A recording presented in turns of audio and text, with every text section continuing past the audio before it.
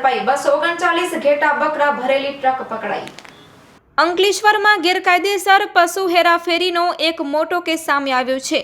જાગૃત નાગરિક દિનેશભાઈને મળેલી બાતમીના આધારે પોલીસે કાર્યવાહી કરી 239 ઘેટા બકરાને મુક્ત કરાવ્યા છે। દિનેશભાઈને માહિતી મળી હતી કે ભરૂચ ટોલનાકા પાસેથી પશુઓથી ભરેલી એક ટ્રક અંકલેશ્વર તરફ આવી રહી છે।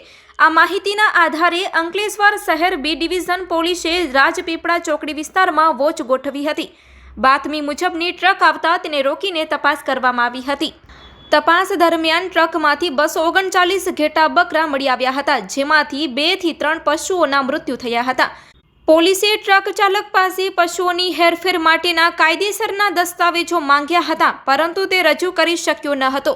આ ગેરકાયદેસર પ્રવૃત્તિ બદલ પોલીસે ટ્રક ચાલક સહિત 4 વ્યક્તિઓ વિરુદ્ધ કાયદેસરની કાર્યવાહી શરૂ કરી છે અને તમામ જીવિત પશુઓને મુક્ત કરાવ્યા છે। Report by Ketan Mehta, Ankleshwar.